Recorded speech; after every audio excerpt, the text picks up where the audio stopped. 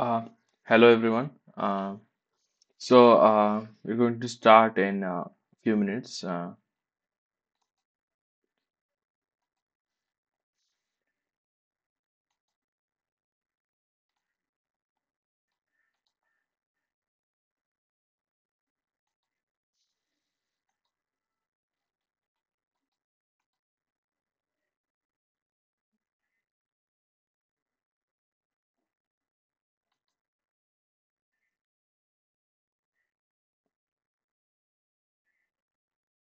Hello. Okay.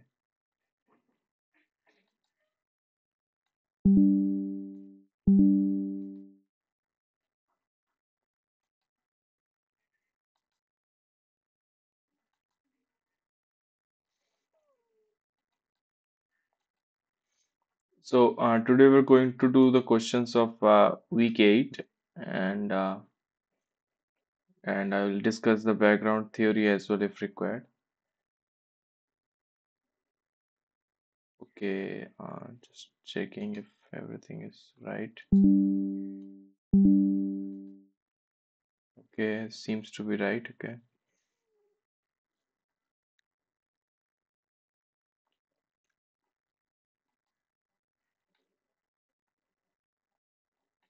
Okay. So moving on to the first question. Is everything audible?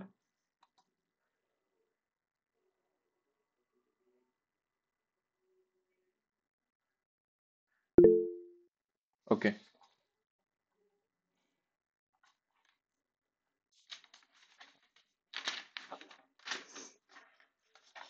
The tile coding state aggregation to the following is the correct update equation for replacing traces for tile age when its indicator variable is 1.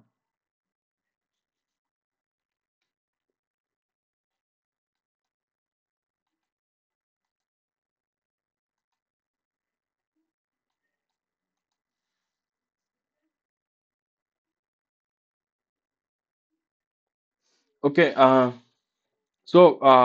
this is a very easy question actually, because like in tile coding a state aggregation, the indicator function will surely return 1, okay, when it is the correct tile, okay.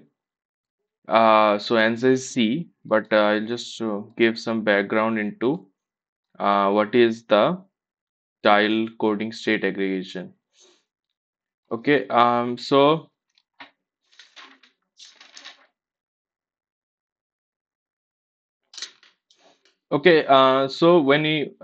we are having uh, Q learning is a tabular problem. Okay, so that is why I'm making a table.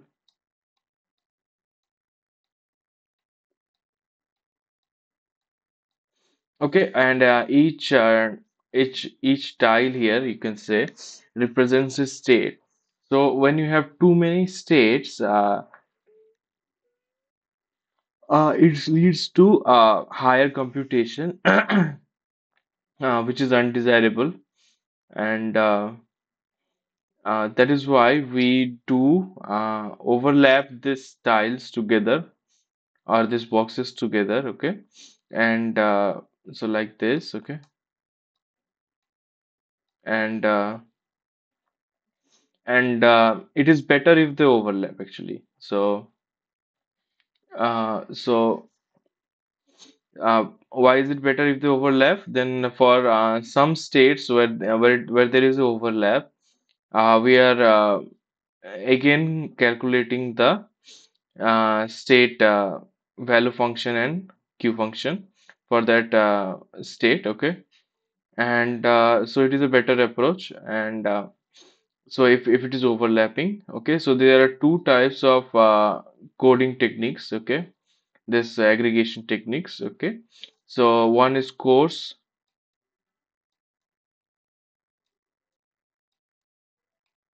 coding,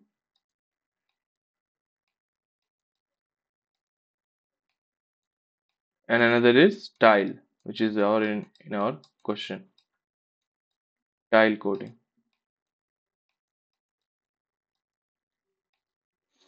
Okay, and excuse me.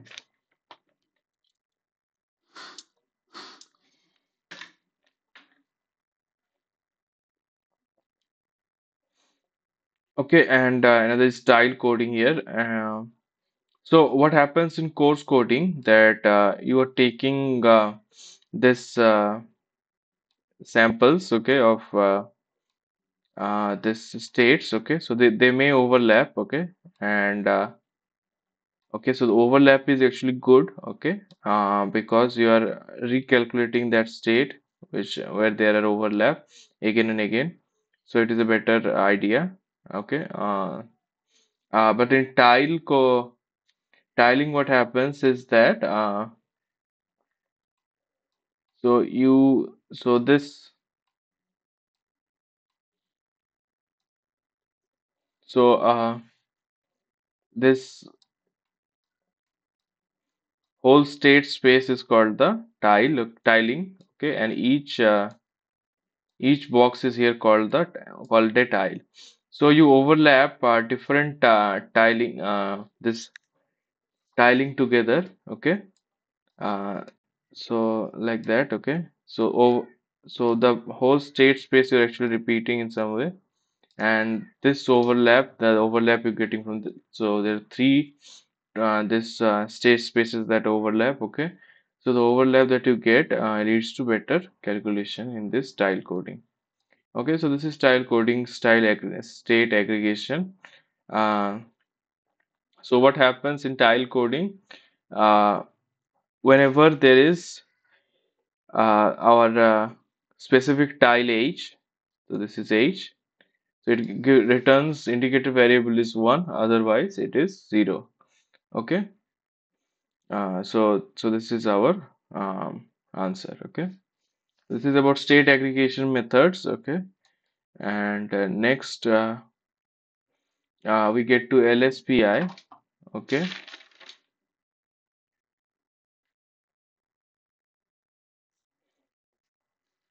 Okay, so the question for us is LSPI can be used for continuous action spaces. We can use samples of state action pairs to train a regressor to approximate policy.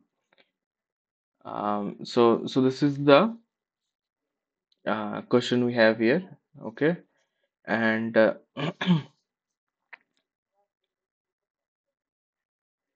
so the first thing is that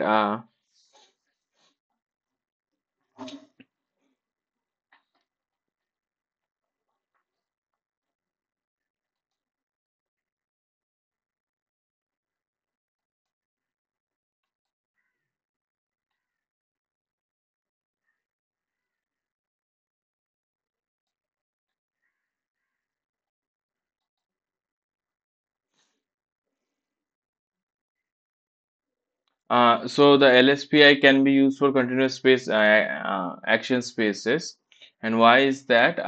So what happens when you have samples that are state action pairs to train a regressor to approximate a policy? Uh, so actually the answer is A here, uh, and the reason is that. So this LSPI actually, what it does, it discretizes the continuous action spaces so that discrete spaces can be used to train a regressor to approximate a policy. Okay, so that is actually the reason. So this is the answer. Next, what we have is that state true or false for the following statement. For the LSTD and LSTDQ methods, as we gather more samples, we can incrementally append data to the A and B matrices. This allows us to stop and solve for the value of the theta pi at any point in a sample trajectory. So that is true.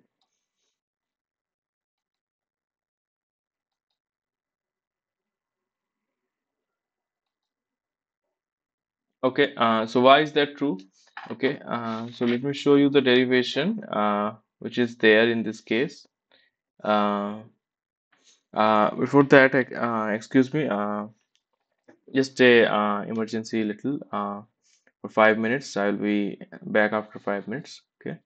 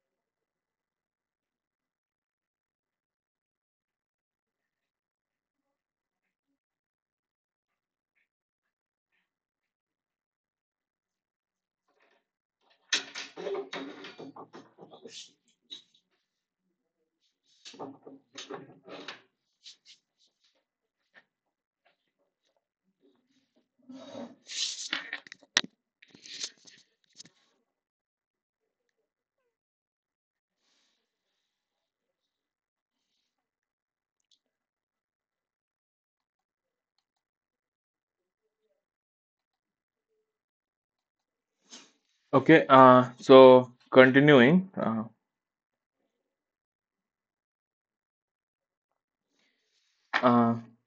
so a little derivation here would help. Uh,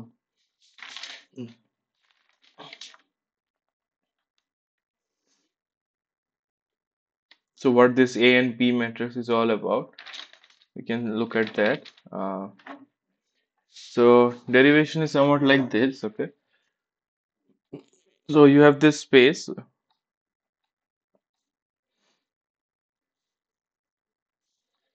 and V pi is the value function you have, okay?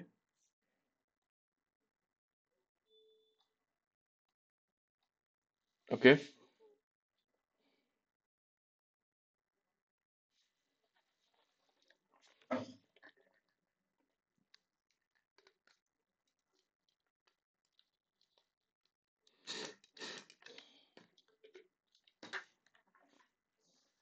okay, and so the thing is that the approximate uh,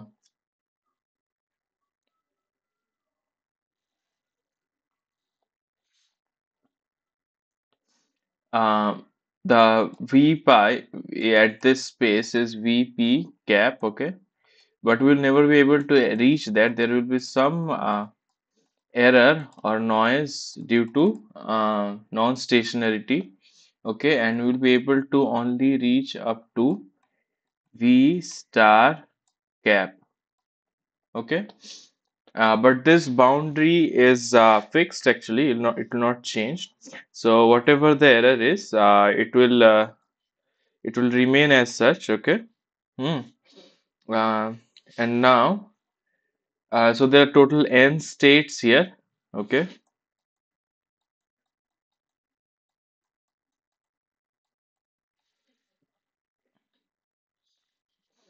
So Rn state space, okay? Now, the space, this space is of dimension Rk, okay? K is much less than n here.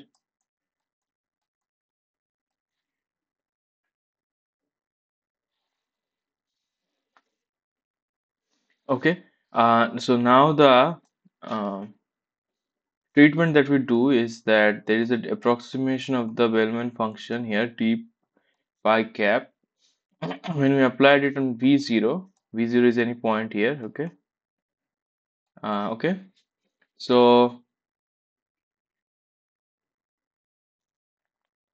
so it exactly falls to a point here, okay?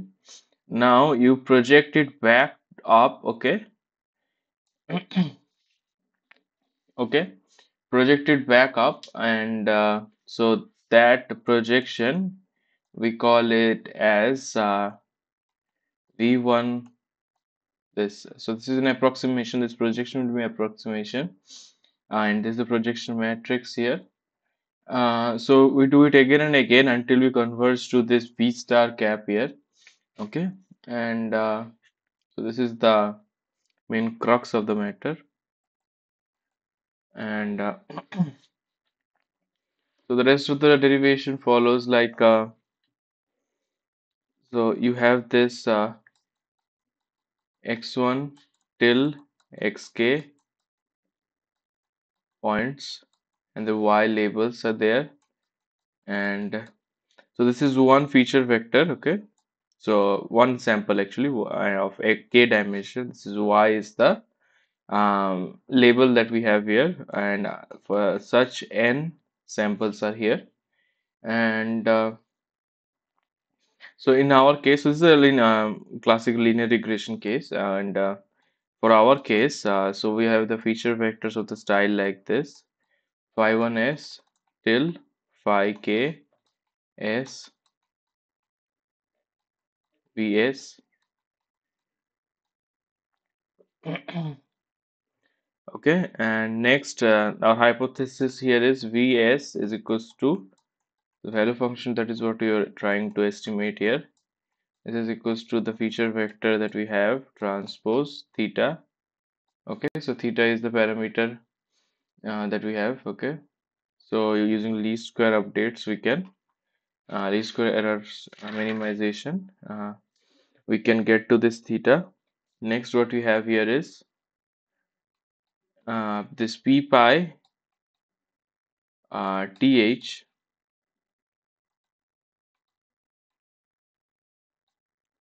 p t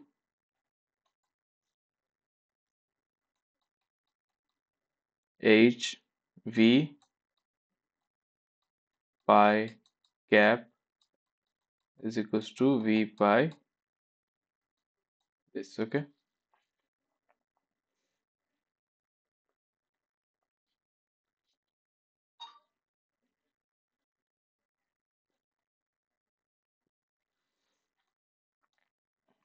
this v cap pi then can be rewritten as the solution of the linear regression phi phi transpose phi inverse phi transpose, and the so this is phi is the matrix. Okay, the data matrix here, and we are taking the for this one. Okay, the uh, so after that the y is there. Okay, so this is the data matrix. Okay, and then after that y is there in the linear regression formulation. So the y value here is here r plus gamma. This gamma is the discount, p is the projection matrix, v cap pi. Okay, so this is what we have here. Next what we have phi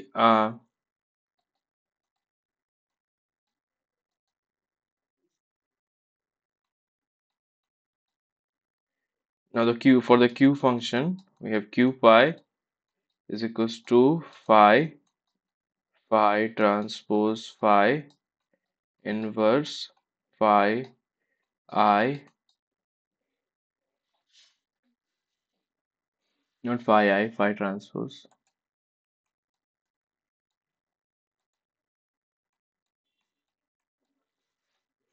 And after that we have the y values, the target. Okay, gamma p pi and q pi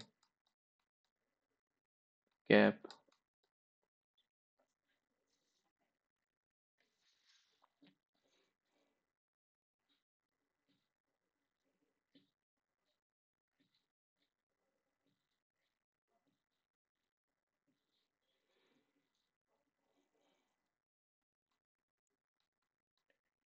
This phi theta pi. Okay, and now what happens is that this q function can be written as a phi theta phi. Okay, so this is our formulation. Okay, from here.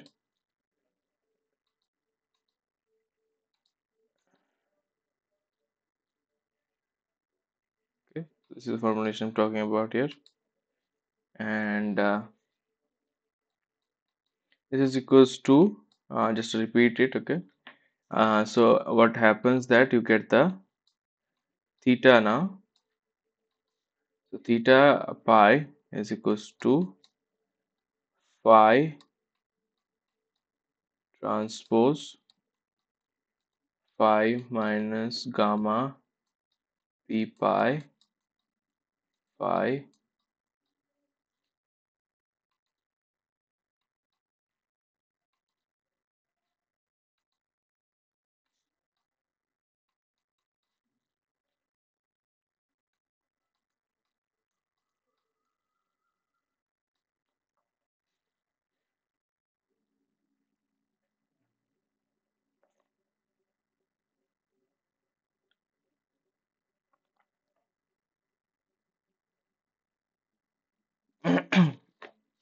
Then after that, that r continued. Okay, or you can say it is r pi.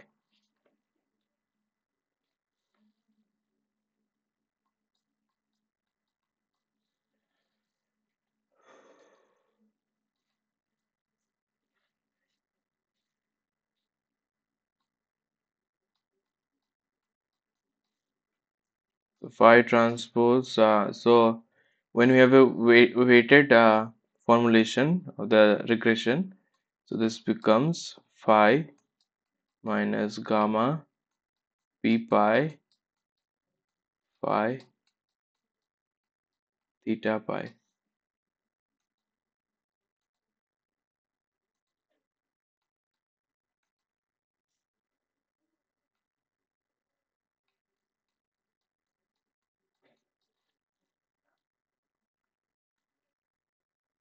And this becomes equals to phi transpose W r pi.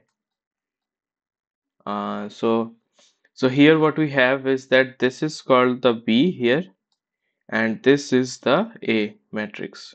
Okay. So that becomes A theta pi equals to B. Okay.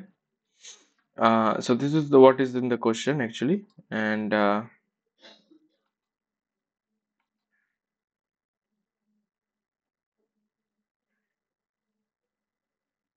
so where was I? Okay, the question.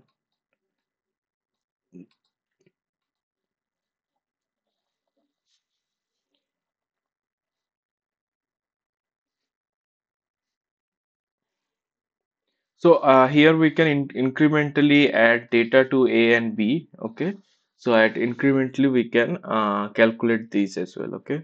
And incrementally can calculate theta pi as well. Okay. So how can we add data to A and B here? So um,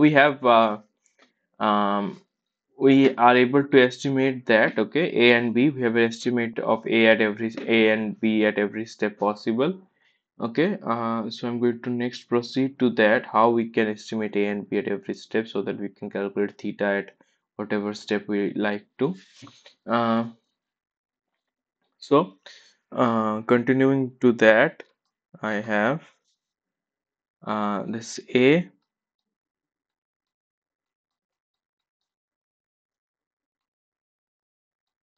summation over S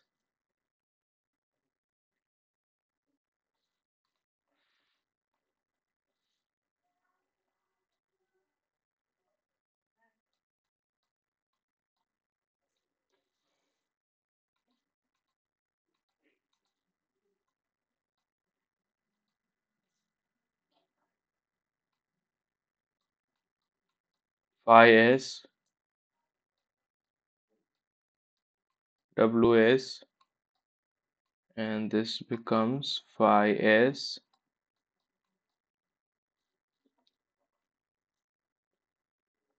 minus the discount summation over S dash P S pi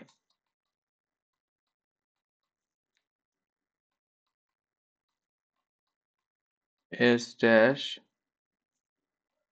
phi transpose. Okay. Uh, so this is what we have as A, and we have written it in the scalar form. Okay, apart from the vector form. Okay. Uh, so this is what it looks like. Okay, in scalar form. For each S, we have written this, and for each S dash. Okay.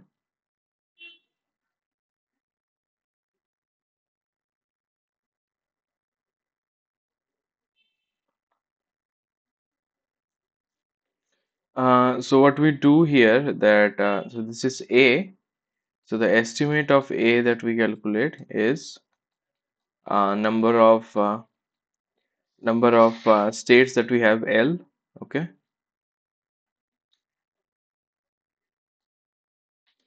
So we are taking an average over that I equals to 1 to L, and this becomes Q, no, not Q, phi Si and phi Si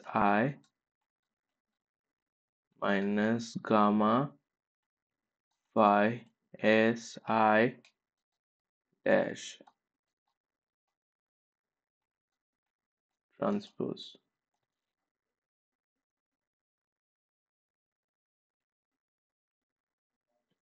So this is the estimate of A.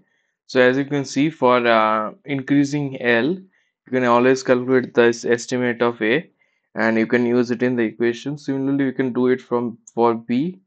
Okay. Uh,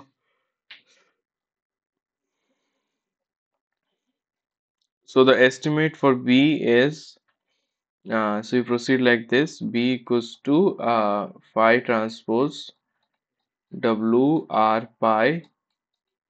Okay. And now we have summation over S phi S WS S dash P S phi S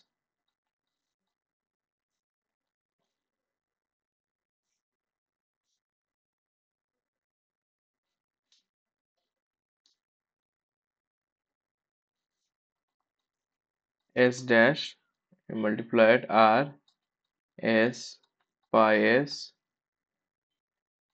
and S dash. Okay,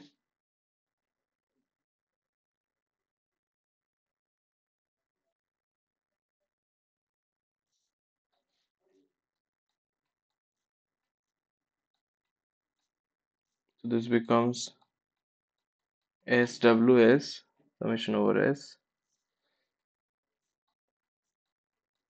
S dash P S phi S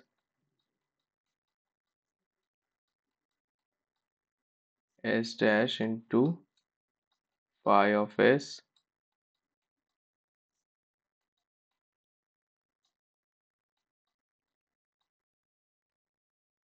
R of S pi of S dash. Okay,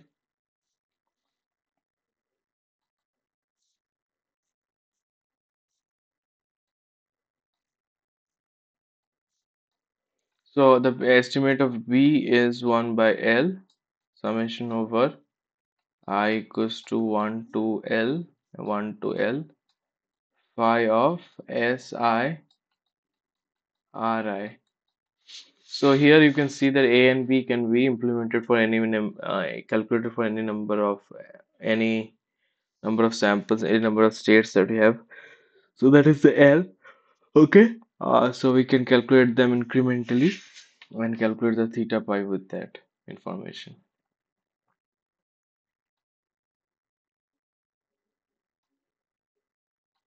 Next is this question.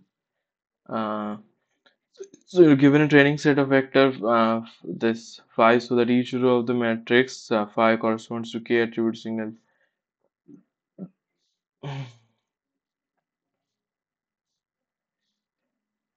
State the true or false for the following statement: if the column vector phi are linearly independent, there exists a unique linear function that minimizes the mean squared error. So that is true. That is the formulation we have actually.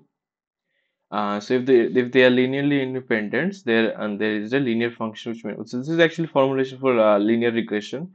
Linear regression we consider that they are ideally linearly independent so that we can have a best possible solution. So this is what we have here. Not much explanation required. To the following is the update equation for eligibility traces with linear function approximation. This. So what happens is that so you're calculating question number 5. Okay. So for eligibility traces with linear function approximator this. So for eligibility traces, this equation is so for eligibility traces, what we have this E transpose Et vector is equals to gamma lambda e t minus 1 vector plus del of theta t v s t. Okay, so this is what it is. Okay, so now you have to take the derivative of this vst with respect to theta t. Okay, so what does it become? It becomes it becomes and the theta is the w here, of course. Okay, so when you're taking derivative, the phi st remains. So this is the answer 5b. Okay, simple enough. Next question: which of the following are true? Function approximation allows us to deal with continuous state spaces. A lookup table is a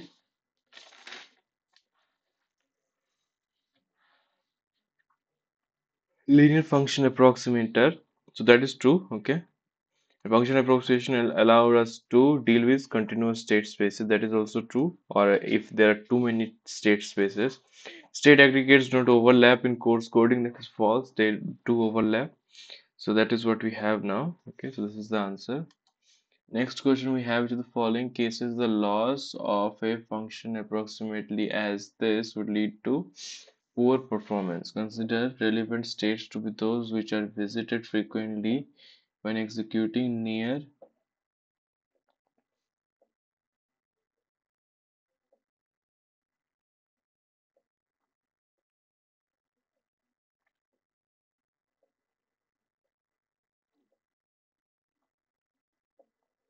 so the relevant states that are given here are the which are visited frequently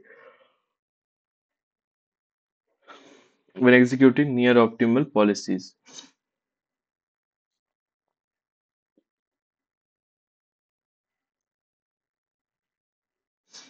So, so we already have the answer here that large state spaces with small percentage of relevant state. So why would it lead to poor performance?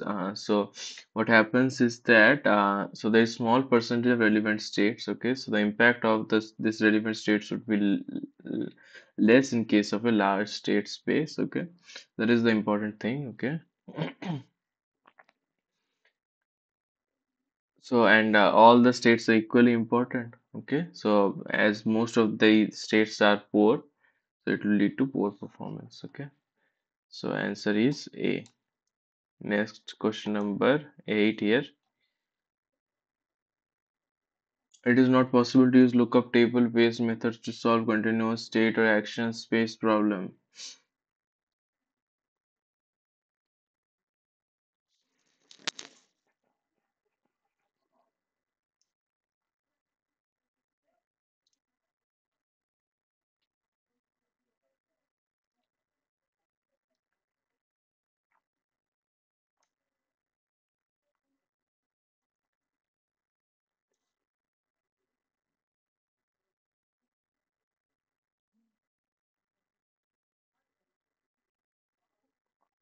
Okay. So can you use a lookup table based to solve a continuous state action problem? That is not possible. And for you need to discretize. Okay, for continuous infinite number of states or actions. So it is correct. 8A is the answer. Okay. As there are infinite number of states or actions, the lookup table is not possible. Okay. So both are correct and right explanation as well. So next question is here, assertion reason. If we make incremental updates for a linear approximation uh, of the value function v under a policy pi, we using gradient descent to minimize the mean square error between v, st and bootstrap targets rt plus gamma v st plus 1, then we eventually converge to the same solution that we would have if we use the true v pi values as targets instead. So it is correct. Okay. So we are using mean squared error and gradient descent too, and these are the targets. And no,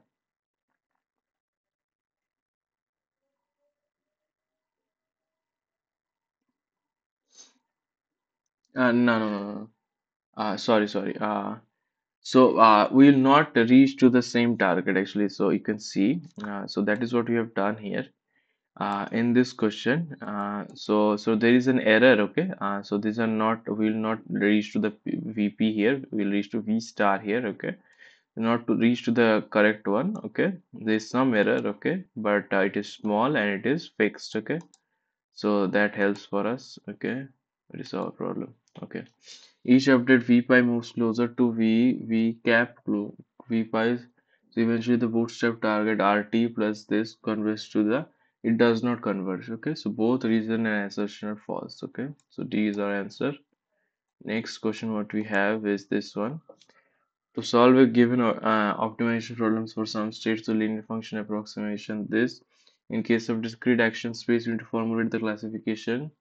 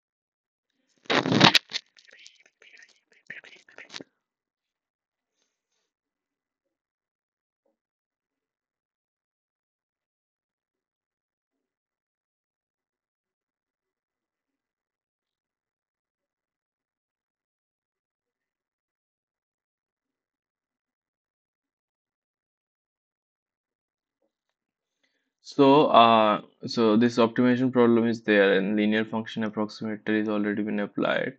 So we need to calculate this pi. So this is the policy.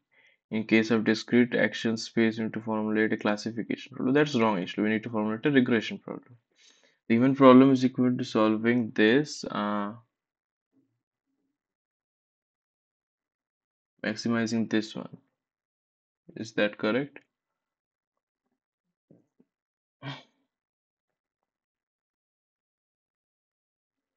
So that's another wrong. Okay.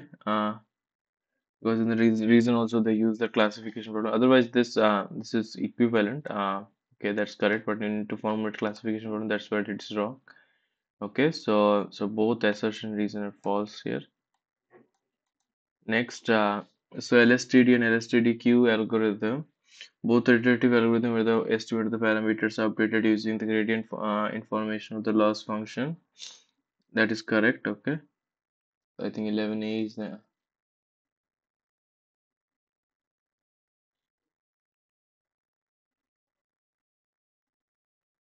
So these are linear function approximation method.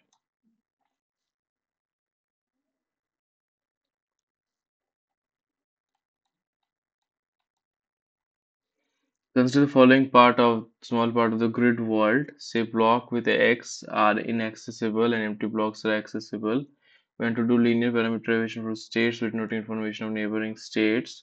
So the parameterization of the state is as follows. 0 shows the state it is inaccessible and 1 is accessible. For a state vector, we define it as a vector of status of its neighbor in the order. For the following subgrid world, what will be the state vector of the middle state?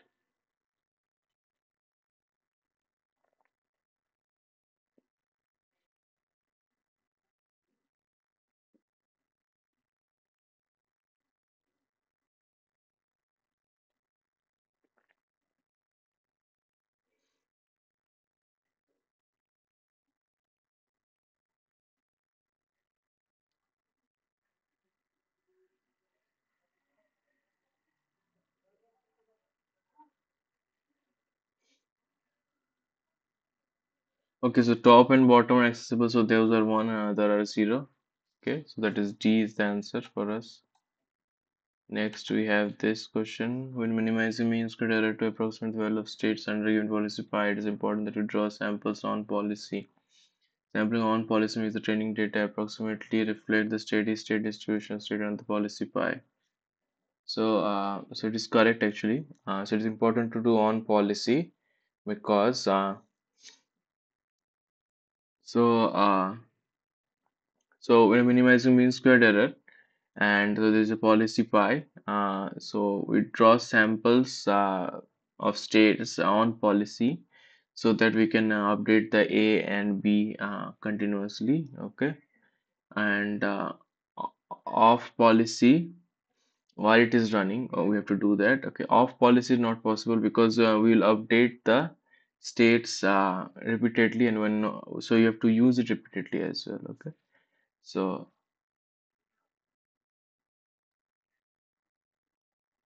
it represents steady state policy. Next, so tile coding is method of number of indicator of each state is equals to number of tiling.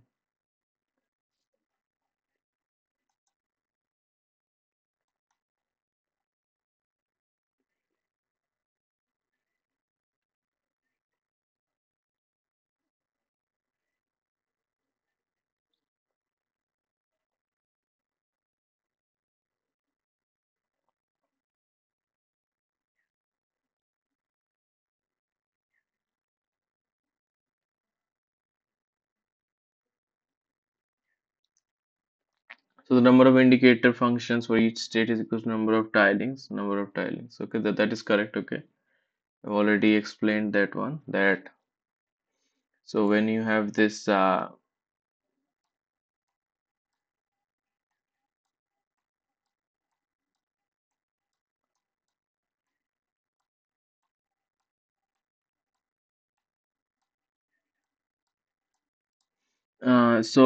so these are the tile. Okay, so number of, so it will have the it will have indicator for each of them. Okay, so that one is correct. Okay, so the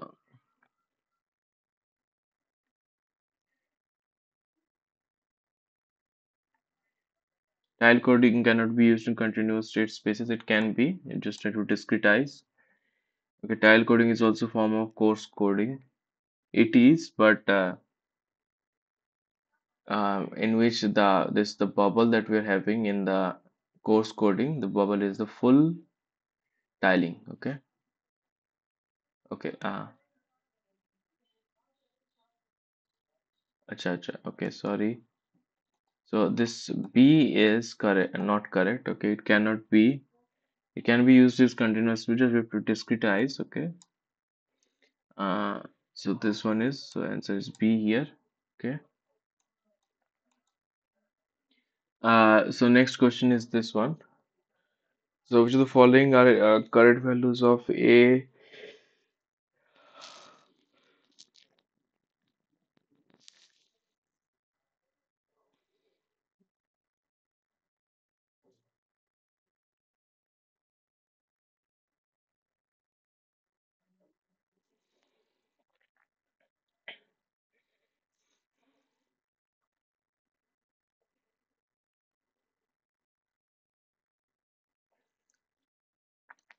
So we have derived this one. Okay, and let's get there. So this is the derivation we have. So phi si minus gamma phi si transpose. Okay.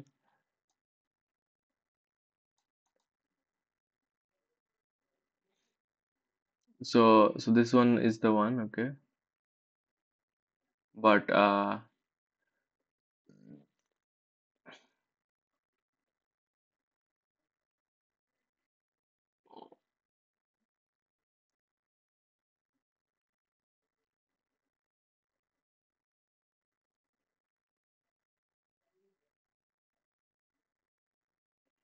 so in this case, the action is also important. Okay.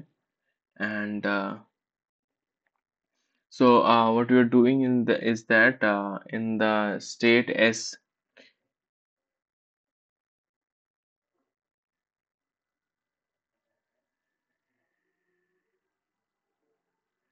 When we are at so we have to use this one. Okay.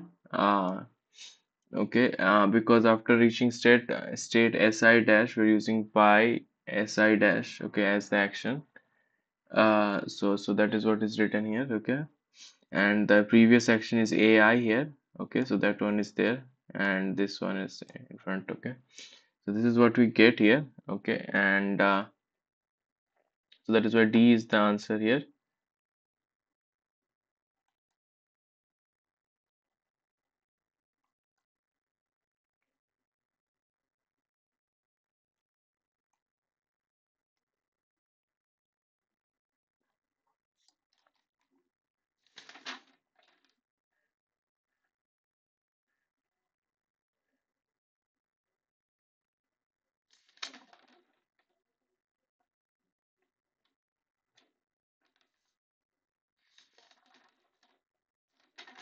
Little bit of theoretical,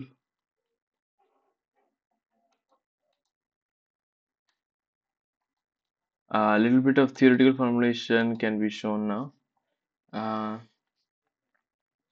so the function approximation, lookup table, and so in lookup table, the problem is that it will take memory and it can take a lot of memory if it is lot of states and otherwise continuous states. So we need to generalize using a neural network, okay, to represent the value function. Okay, so the value approximation here is v pi is v cap. So this is our approximation, and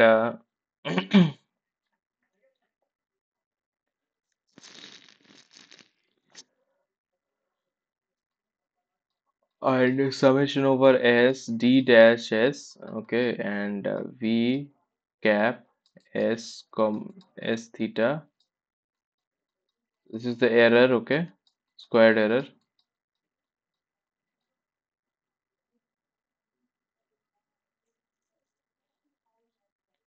Okay, and this can be approximated as 1 by n summation over I equals to 1 to n v cap s comma theta minus v pi s square. Okay,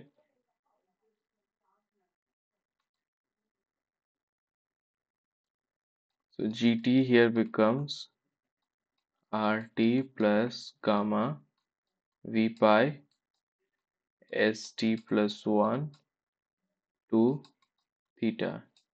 Okay, this is gamma and v pi. Okay, uh, okay, so gt is our that return. Okay, and this can be formatted as a linear regression that we have seen. Okay, and so we can update the theta. So theta t plus 1 can be updated as theta t plus del theta t rt plus 1 plus gamma v cap st plus 1 comma theta t minus v cap st theta t. Okay, so this is what it is. Okay, now we can brief the concept of linear parameterization. um, so that is I was explaining that phi 1s we already used this. Okay, phi 2s till phi ks, so these are the features. Okay, and we can represent our value function v cap s comma theta as theta transpose this phi s. Okay, now after that you can write the theta update equation and you can replace the v cap s comma theta as this, and you can get the um, value. So that will be the you're differentiating with respect to theta, so you'll get phi of s. Okay, so that is there. So function approximation in eligibility traces. So this del t is equals to rt plus 1 plus gamma V S T plus 1 minus V S T. Okay, and this E T vector is equals to mu lambda E T minus 1 vector plus del theta T V S T.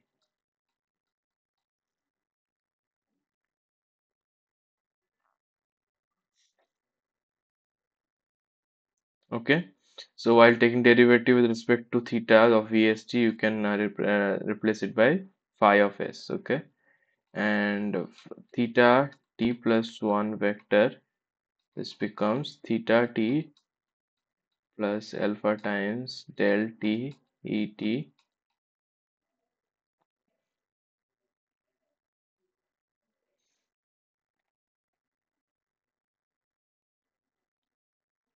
Now the next thing is control with function approximation.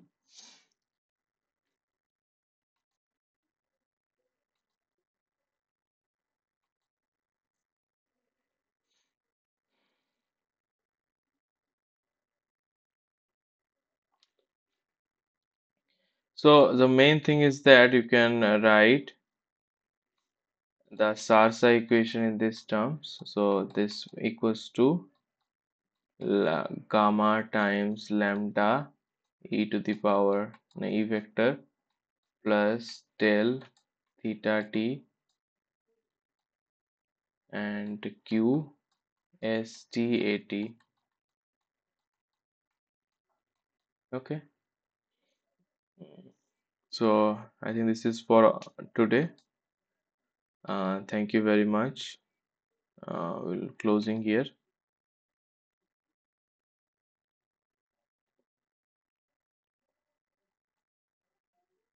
Okay, thank you.